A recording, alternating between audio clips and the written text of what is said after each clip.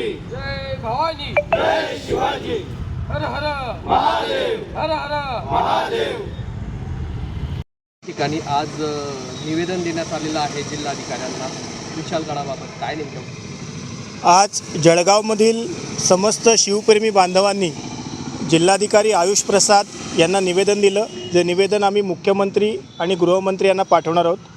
या निवेदनामध्ये आमची मुख्य मागणी होती की विशाळगड अतिक्रमणासंदर्भात जे आंदोलक आपले शिवप्रेमींनी आंदोलन केलं त्यांच्यावर ज्या काही गुन्हे नोंदवण्यात आले ते गुन्हे तात्काळ मागे घेण्यात यावेत आणि या उलट गेली अनेक वर्ष विशाळगडावर ज्यांनी अतिक्रमण केलं ते होऊ दिलं अशा अधिकाऱ्यांवर कारवाई करण्यात यावी.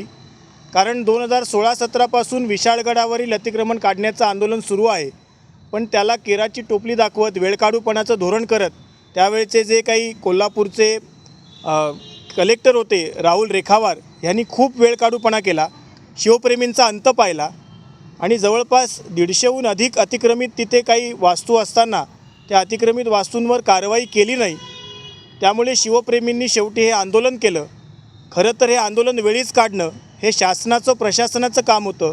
शिवप्रेमींनी त्याकरता अनेक वेळा पाठपुरावा केला, पण अनेक वेळा पाठपुरावा करूनही शासन प्रशासन जर ढिम्म असेल तर अशा पद्धतीचं आंदोलन शेवटी शिवप्रेमींना करावं लागलं.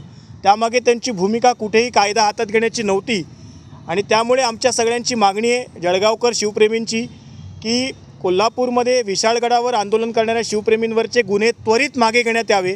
या संदर्भात पंढरपूरला आमच्या शिष्टमंडळाने मुख्यमंत्र्यांची भेट घेतली असता मुख्यमंत्री एकनाथ शिंदे यांनी तशी ग्वाही दिली की शिवप्रेमींवरचे सगळे गुन्हे त्वरित मागे घेण्यात येतील, कोणावरही अन्याय होणार नाही.